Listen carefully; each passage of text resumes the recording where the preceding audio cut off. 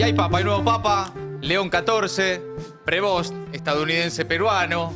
Continuidad del pontificado de Francisco. Bueno, hemos llamado a un amigo, sociólogo, antropólogo, con investigaciones que se han centrado en experiencias religiosas. Autor del libro Está entre nosotros, autor del libro también Vivir la Fe. Está con nosotros, vamos a recibirlo con un fuerte aplauso, el señor Pablo Semán. ¡Bravo, Semán! Bienvenido. Gracias por venir. ¿Cómo estás? Bueno, bien. Yo quiero aclarar una cosa, ¿no? Sí. Porque si no, parece que estoy todo el tiempo en medios. Sí. Y yo tuve la suerte, la mala suerte, no sé, de que históricamente me metí con lo religioso, a lo que nadie le importaba. Creo, o sea, tampoco me dedicaba al catolicismo centralmente, aunque escribí un libro.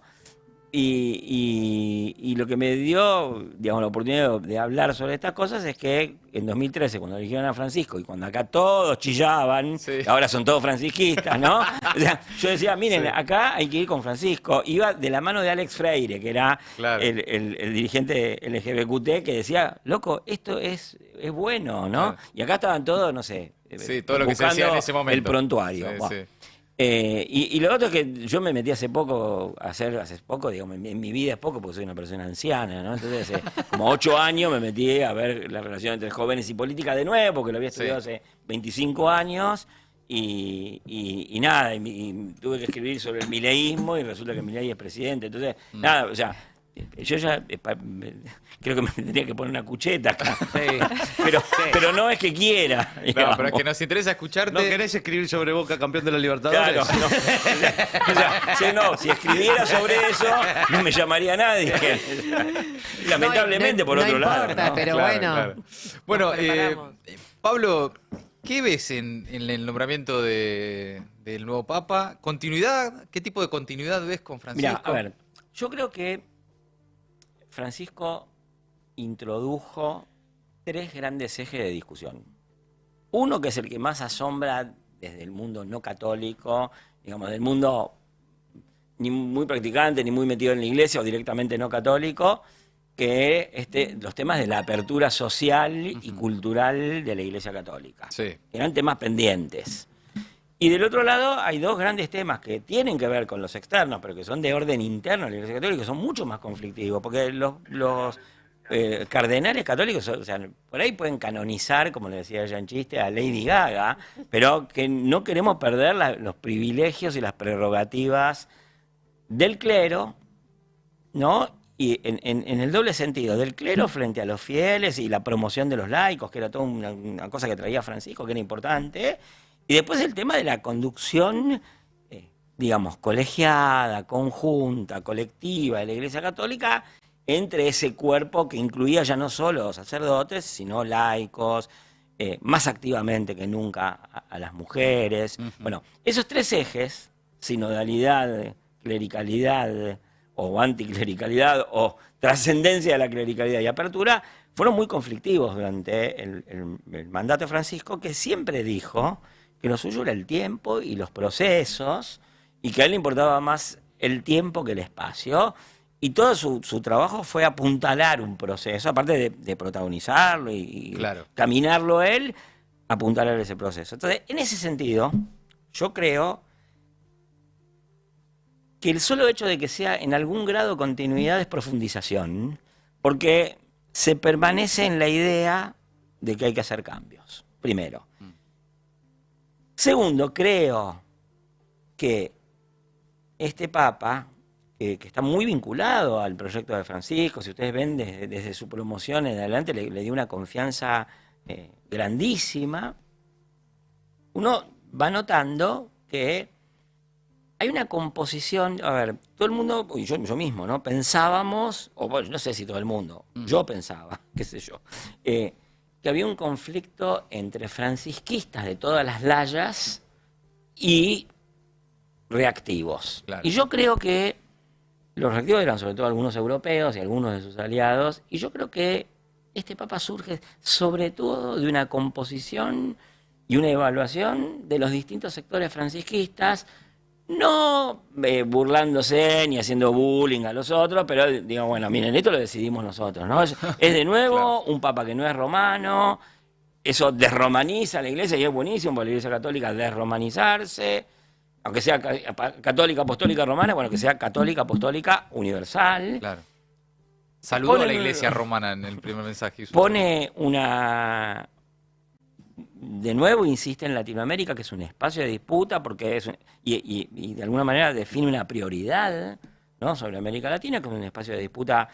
Y como este es norteamericano y peruano, es una doble disputa, es una jugada que opera en dos sentidos, porque opera en Latinoamérica, donde un papa latinoamericano le viene bien a la Iglesia evangélica en su disputa a la Iglesia católica en su disputa con los evangélicos, pero también le viene bien este papa a la comunidad católica de Estados Unidos, que está mayormente habitada por latinos, y además incide en la interna de los obispos norteamericanos, porque este no es un obispo, un cardenal, un papa ahora trampista, ¿no? Claro. Entonces, todo eso, digamos, si uno ve los conflictos de la iglesia, y yo perdón que me haya extendido y me haya puesto, Te entre seguimos, comillas, te estamos escuchando técnico, atentamente. Sí. porque yo creo que hay que siempre ver que el catolicismo tiene consecuencias políticas y es políticamente influyente y es políticamente influido, pero es una iglesia, Claro. ¿no? Y hay problemas que son propios del catolicismo. El problema de si los sacerdotes se pueden casar o no, no es un problema que pueda verse solamente entre conservadores y progresistas, ¿no? Por eso yo elegí más la palabra de continuidad Claro. o no, digamos, porque es continuidad del proceso de Francisco. O decís que hay cosas que son bastante más transversales. Claro, Digamos que, son por conflictos ejemplo, de la Iglesia Católica. Dentro de los francisquistas puede haber incluso diferentes posiciones en cuanto Total. a el ingreso de mujeres laicas a diferentes puestos o importantes. el poder discrecional del Papa, Perfecto. o si pueden casarse o no. O sea, no es, Porque, digamos, digamos, de los la cuestión no es es una cuestión de conservadores y reformistas en todo caso. no es en el sentido de conservadores y reformistas de los que están a favor de moderar el capitalismo, los que están a favor de exacerbarlo. No es solo eso, digamos, no es... O sea, yo entiendo que además, a ver, los argentinos... Después lo vuelvo a repetir este chiste por otra cosa, pero los argentinos hay un relámpago y creemos que es Dios que nos saca una foto. Entonces, digamos, es como que, digamos, el hecho de que el Papa fuera argentino, el Papa es peronista, entonces parece que la rosca se inventó en 2013. Bueno, no, los tipos hace 2000 años que vienen rosqueando, Claro. ¿no? Y teniendo problemas de ese tipo y resolviendo problemas de ese tipo, bueno... Entonces yo quiero sacarlo del cronocentrismo y del porteñocentrismo y mirar, digo, incluso a Francisco, que era un porteñazo, pero, digamos, tenía un desempeño en relación a la institución que tiene 2000 años y conflictos propios. Entre paréntesis, la interpretación del gobierno, ¿no? De que Se llama León. se llama León porque... Claro, bueno, León es como- acá repetimos el chiste. Como los argentinos creen que hay un relámpago y Dios creen que Dios les saca una foto. Claro. Eso es lo que le pasa a estos tipos. A los mileístas ahora salieron a decir que se puso León por el León no sé qué, ¿viste? Sí. Va a ser los fabulosos Cadillacs que dicen que por el León Santillán. Sí, sí. O el León santafesino, alguien fan de León. Claro. León Mattioli podría Bueno, decir. no, yo creo Es que por- además claro. hay una opción que, a ver, yo públicamente digo, porque en algunas cosas me equivoco y en otras no, dije que quería un continuador, que estaba bien un continuador moderado Ujú. y quería que fuera Francisco II, ¿no? Y yo me acerté en pensar que se resolvía rápido y que iba a ser un continuador. Lo de moderado, que lo dije yo, me parece totalmente errado. Y No es también, moderado. No, me parece que yo usé una variable de clasificación totalmente idiota. O sea, ¿Por qué idiota? ¿Por qué porque decís? justamente, porque es entre moderado y Disculpame, radical. pero no estamos acostumbrados a la autocrítica. No, así que, claro, por yo ya favor, sé. te pido que no ya sé, pero no. Tené no, cuidado, esa- Pablo. Esa cosa entre moderado y radical, ¿viste? Son, Sí. son opciones externas Claro. al campo de disputa. Digamos, bien. hay que preguntarle a la gente cómo se define. En todo caso, me parece que es más próximo a la intimidad de la Iglesia Católica esta tensión entre profundizar el camino o no, entre continuar o discontinuar ese camino. Y lo otro, perdón, y lo que yo decía, porque iba el nombre, ¿no? Lo de Francisco II, que yo hubiera querido, era tonto, era totalmente frepacista esa posición, digamos. Y la verdad es que, porque aparte de idiota, ¿no? Pero yo creo que tome el nombre de León XIV en referencia a un papa que se encuentra a fin del siglo XIX con la modernidad como problema y toma posiciones inaugurales del catolicismo frente a la modernidad. Bueno, me parece como mínimo interesante, por lo menos en dos planos. Hay uno que es obvio, que o sea, ahora todo el mundo está leyendo Rerum Novarum, Sí, justicia que es social. la encíclica de la justicia social. La doctrina Pero si uno social la de la lee Iglesia. a la letra, la forma en que está estructurado Rerum Novarum, dice, bueno, qué sé yo, es como si fuera la sociedad rural, casi una cosa filantrópica, ¿no? Ahora, en el momento era importante eso. No es lo mismo, hay que leerlo históricamente, no a la letra. Claro. Ya, porque también el socialismo era anticlerical, o una parte del socialismo era anticlerical, había muchos socialistas cristianos y metodistas. Y después está la otra cosa que intenta conciliar León XIII, que está en la biografía de Prevost de León XIV, que es razón y fe, ¿no? La orden de los agustinianos a la que él pertenece, y San Agustín decía, bueno, la fe no es suficiente, se complementa con la razón. Y además, León XIII también veía los problemas de la modernidad, y este es un tipo que, bueno, se licenció en matemática y hizo una especialización en filosofía, digamos. No es que simplemente pasó por la orden agustiniana, sino que recoge las enseñanzas de San Agustín respecto a la necesidad de conciliar razón y fe. Entonces, en ese sentido, digamos, que él se tome el nombre, ya te dejo, perdón. No, era solo de los agustinianos te quería solo preguntar. digamos, el hecho de que tome el nombre de León XIV, para mí es un gesto más de continuidad que si se hubiera llamado Francisco II. Ajá.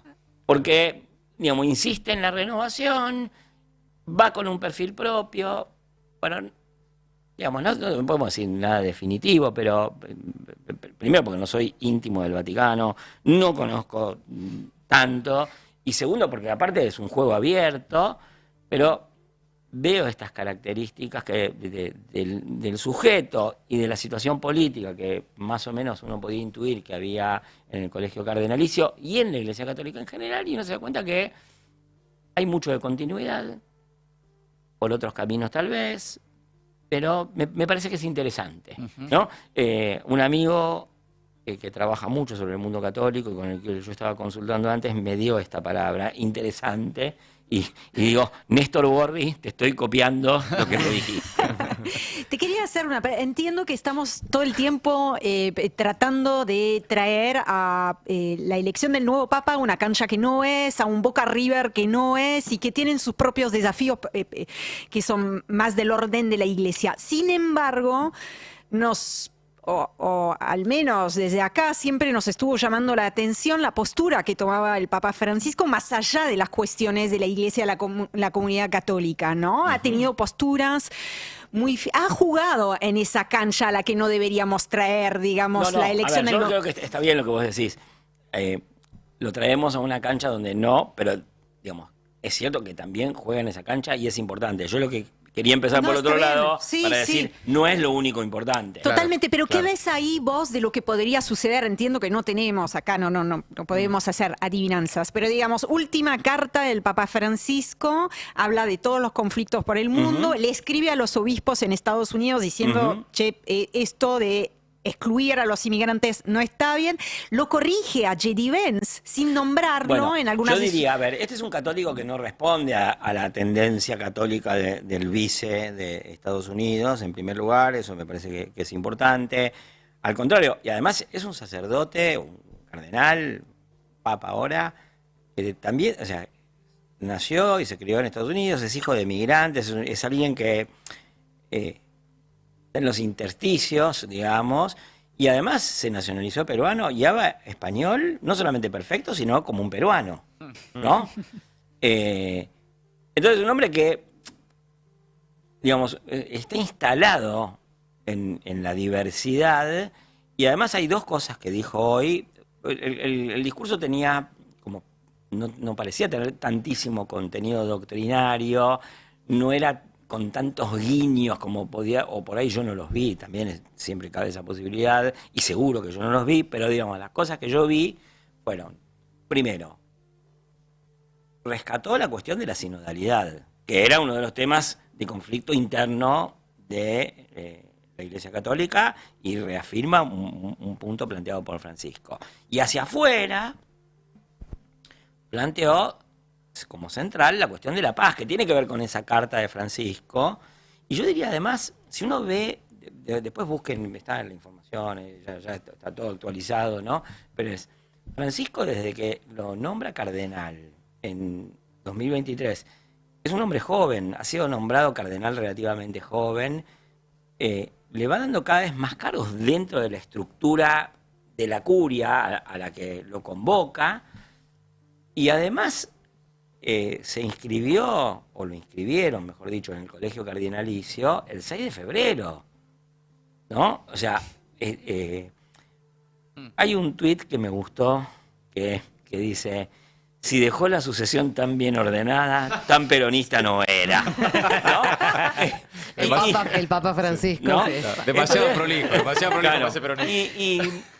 Digamos, yo también lo estoy trayendo a una cancha que no corresponde, pero lo que digo es,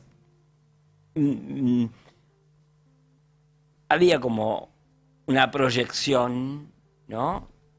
Y una identificación con los objetivos de Francisco, y entonces la sinodalidad y la paz, que son cosas que él recoge, Francisco, y que continúa. Me parece que son signos relativamente claros e importantes de hacia dónde podría ir. No es en la dirección de Vance. Yo creo que nombrar un cardenal norteamericano que no es el que a Trump le hubiera gustado, y ahí yo creo que un poco de mojada de oreja hay. Claro, claro. Sí, nosotros pensábamos eso, ¿no? Como anticipando ahí, también llevándolo al terreno ese del que hablábamos, frente a un presidente que se cree presidente del mundo, que actúa como Claro. presidente del mundo, ponerle en la jefatura de la Iglesia Católica a alguien que habrá que ver después el desarrollo de las circunstancias y demás, pero que puede llegar a jugar también ese partido desde otro lado, pues ya interesante esa disputa. Sí, yo creo que, digamos, está planteado un camino. Y a ver, también me parece que es importante tener en cuenta que el Papa, digamos, tiene una autonomía importante una vez que se sube al Sí. trono y después que le tiren los galgos, ¿no? Sí, sí. Pero hasta que llega, yo creo, como les decía antes, que las distintas facciones francisquistas evaluaron, pensaron, meditaron, recibieron el Espíritu Santo y decidieron más o menos esto, que parece, no es a la Bartola, ¿no? Tiene como varias puntas, bordes muy finos, un hilado muy fino en el bordado, que es que sea norteamericano, pero que sea peruano, pero que sea de una facción Claro. que no es la dominante en Estados Unidos. Bueno, todo eso es una gran decisión. Y además, me parece que el hecho de que se haya resuelto de forma relativamente rápida muestra que el proceso Francisco es un tiempo que dura más allá de Francisco y que está corriendo en Roma ese proceso, y que importan mucho las cosas que suceden al interior de ese proceso. No importa tanto que dice el cardenal Bechú, que lo echaron, igual se quería meter en el cónclave, parecía Drupi, ¿no? Acá estoy, no, sí, pero vos estás echado. No, pero quiero estar, no, estás echado. Parecía No, Daniel bueno. Vila cuando se declaró presidente de la AFA. Claro. ¿No? Era un poco eso. Entonces, hay una serie de cosas que pasaron ahí que muestra que hay un bando que hasta hace 20 años tomaba todas las decisiones y ahora está relativamente marginado en las decisiones. Insisto, no salieron a enrostrarle el triunfo, a hacerle cachetaditas en la cara, pero me parece que todo esto surge del proceso Francisco. Hay una, digamos, ahora sí, yendo a el ala, digamos, más conservadora, si se quiere, de la actual iglesia. Sí, los reaccionarios. Los ¿no? reaccionarios, pero además son reaccionarios con ganas, ¿no? Con mucha fuerza. Digo, hubo una fuerza bastante importante para torcer esto que finalmente pasó, ¿o crees que ya estaban, digamos, bastante debilitados? Y otra pregunta que A mí te me parece... hago, Dale. que te hago es, otra de las cosas de las que se hablaba era que también el hecho de haber elegido un papa estadounidense, en un momento en que la iglesia, y esto en todo caso te lo pregunto a ver si lo sabes porque yo lo desconozco, te pregunto todas cosas que he leído, que tiene un problema de finanzas importante, un problema económico importante en la iglesia, que es un lugar donde ahí el nuevo papa puede abrevar para poder conseguir Sí. dinero. ¿no? Bueno, yo creo que tal fondos vez la frescos. cuestión de las finanzas, no sé si fue importante en la decisión, pero esta decisión tiene consecuencias en las finanzas que son positivas Bien. para las arcas del Vaticano. Eso es una cosa. La otra, mira, yo creo que el bando reactivo, que es el bando, me parece, hasta ahora, después, ¿viste? Tiempo, eso es otra cosa, pero no contó mucho esta vez. Mira.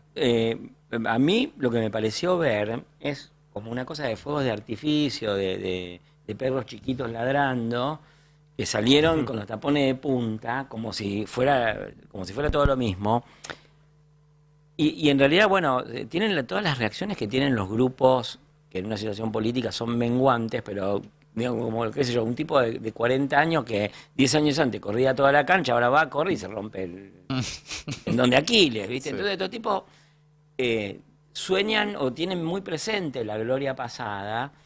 Yo fui varias veces a Roma, ¿no? Y uno veía que grupos tradicionalistas católicos, a mí me impresionó y no me gustaba además, haciendo pintadas y puteadas a Francisco y qué sé yo qué, ¿no? Y durante la vida y en el inicio del papado.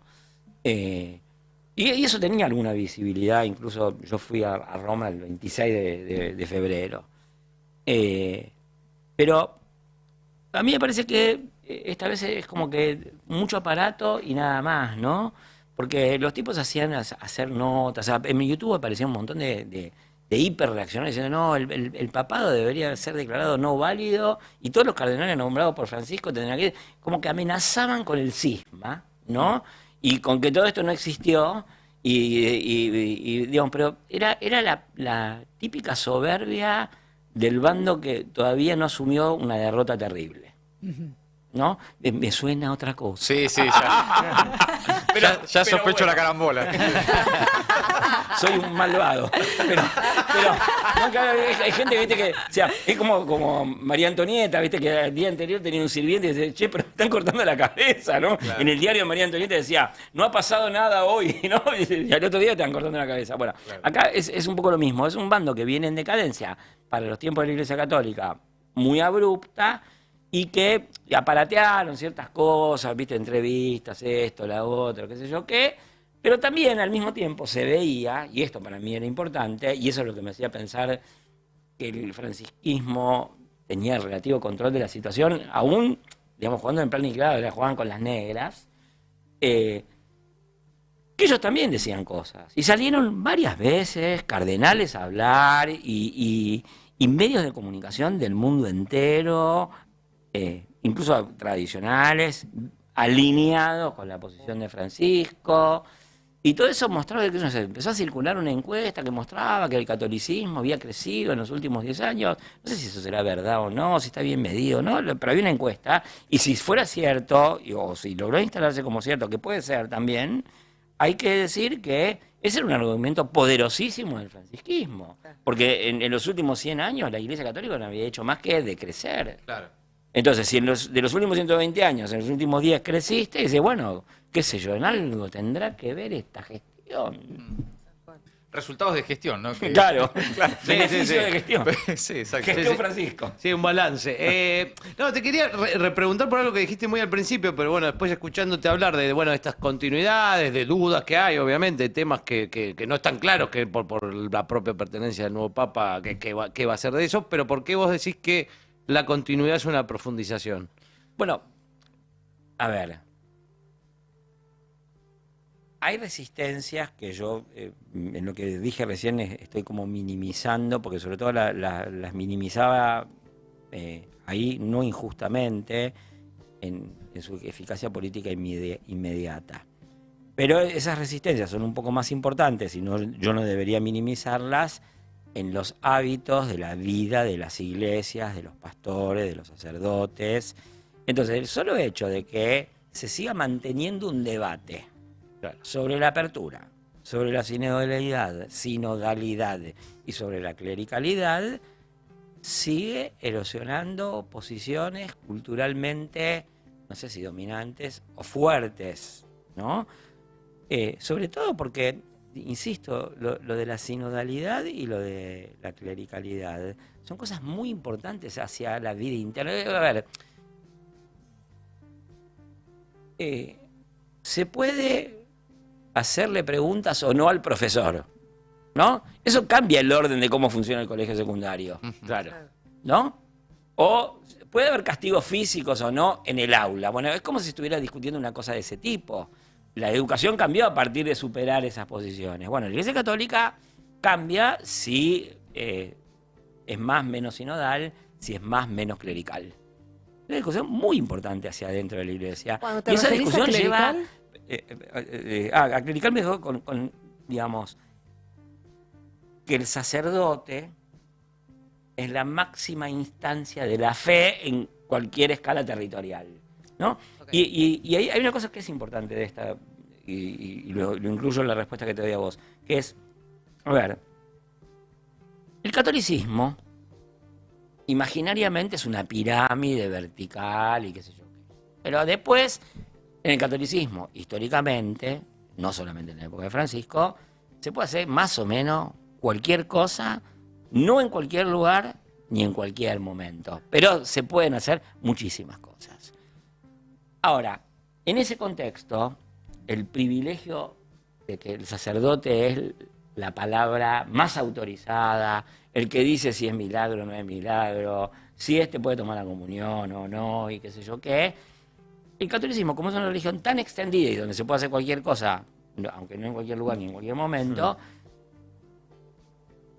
hay una cultura anticlerical dentro del propio catolicismo. Muchísimos católicos y católicas dicen, no, bueno, ¿qué va a decir este?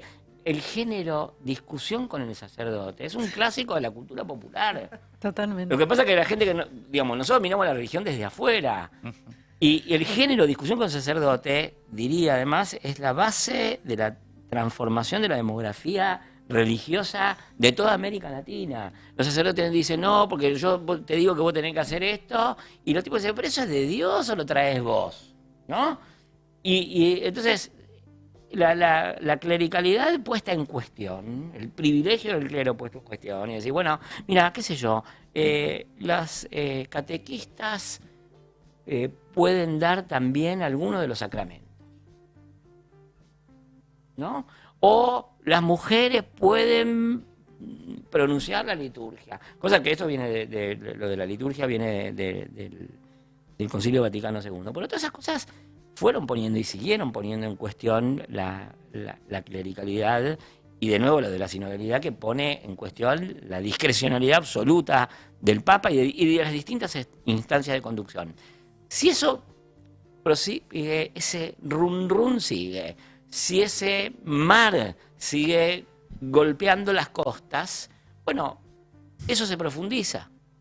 Vos podés decir, la ola sube de a poco, la marea demora en llegar a su punto máximo, sí, está bien, pero eso erosiona la costa y erosiona la dureza de esas resistencias casi naturales, de una habituación del catolicismo que se dio, digamos, tiene 2000 años, pero este clericalismo tan marcado, por ahí tiene que ver con los últimos 200 años de la Iglesia Católica y con un proceso relativamente reciente que es el de la romanización, ¿no? Que fue acercar, verticalizar en relación a Roma a la Iglesia Católica, que es un proceso que empezó en el siglo XX, no empezó con el primer año de Cristo. Pablo, estamos hablando con Pablo Semán, sociólogo, antropólogo. Ya hoy teníamos los primeros datos importantes, que era el nombre que elige, el mensaje que da, el primer mensaje que da. ¿Qué otros gestos, datos, señales, qué es lo que sigue como para empezar también a sacar a la ficha de para dónde rumbear? No sé, yo creo Primer que... viaje, sí, ¿no? sí, yo estaba muy atento y tiemblo cuando digo esto a cómo se va a vestir, Claro. ¿no? Ay, sí. Porque Francisco inauguró un papado de una humildad, valga la redundancia, franciscana, ¿no? Donde, digamos, el nombre coincidía con la práctica de una austeridad increíble, y yo creo que eso dejó la vara muy alta, ¿no? Y yo no sé si este Papa es partidario o no, porque también todas las cuestiones de qué hábito, qué zapato, qué vestimenta hacen o son indicios para mí de clericalidad, mucho más que de cierre al mundo. Porque, qué sé yo, también no se cierra al mundo un presidente por ponerse un traje, ¿no? Ni se abre más, pero en la Iglesia Católica eso digamos, importa hacia adentro. ¿No? ¿Cuál es la Ser y parecer. Claro, ¿y cuál es la jerarquía del sacerdote? ¿No? Que eran un poco las cosas que discutíamos antes. Eso es un gesto al cual yo estaría atento. Yo creo que también me parece que, como está todo esto muy elaborado, él va a elegir, creo yo, un camino que no sea tan disruptivo y que evite que los que estemos tan atentos a cómo se viste estén pronunciándose todo el tiempo. Sí, para vos, Gil, ¿no? Igual ya vi circular comparaciones por el hecho de que haya salido por primera vez como papá nuevamente elegido, digamos, con atributos que no tenía el Papa Francisco. Ya he visto la comparación. en las comparaciones circulares. Yo pensé un poco de eso, creo que ahí hay una composición, una transacción con el privilegio del clero, ¿no? Con la autoridad del sacerdote también. Es complicado porque yo decía, el clericalismo es un tópico de la cultura, el anticlericalismo, pero también el clericalismo lo es. Porque yo me acuerdo que, por ejemplo, cuando Ratzinger renuncia, esa negación en la práctica de la divinidad del Papa, que es que, ¿viste? Que estás trabajando en un McDonald's y te vas y renunciás y te vas a descansar. No es una oficina. ¿Viste? Los muy de derecha, pero afinados en esto con la idea de la santidad del sacerdote, decían, bueno, el trono de Pedro es una cruz. ¿Viste? No es que cuando te jodés, te dio artrosis, te bajás. Claro, te tenés que poner ahí. Bueno, entonces, hay a veces exigencia contra los privilegios del sacerdote, pero también los privilegios del sacerdote en parte son bien vistos. Es un poco la misma discusión que hay, por ejemplo, históricamente en el peronismo sobre los vestidos de Eva Perón, ¿no? ¿Qué significaba los vestidos de Perón? ¿Era una cheta, ¿verdad? ¿O era una persona del pueblo elevada al goce y que permitía el goce delegativo de las masas? Bueno, no sé, qué sé yo. En este caso yo tampoco sé, pero sé que están esos dos bandos. Entonces no necesariamente, aun cuando estaría atento, evaluaría que si se pone zapatos rojos es una vuelta atrás total. Pablo, gracias como siempre, un placer escucharte, gracias por haber venido, una vez más a Maldita Suerte. Lean los libros de Pablo, lean sus Eres notas. mi agente literario. Sí. Escuchen sus columnas en otros programas. En otras radios. En otras radios. Claro. En otros medios, Incluso perdón. competencia. Claro, total. Bueno, tiene 2 libros que acá hemos recomendado más de una vez. Sí. Está Entre Nosotros, por un lado, y Vivir la Fe, que también son 2 libros de la editorial Siglo XXI que se consiguen en todas las librerías y si no también en la web de Siglo XXI. Pablo, gracias, Gracias por haber venido. Gracias a ustedes por la invitación, por la charla. Gracias. Estuvo divertido además de todo. Gracias de verdad. Pablo Semán, en Maldita Suerte. No te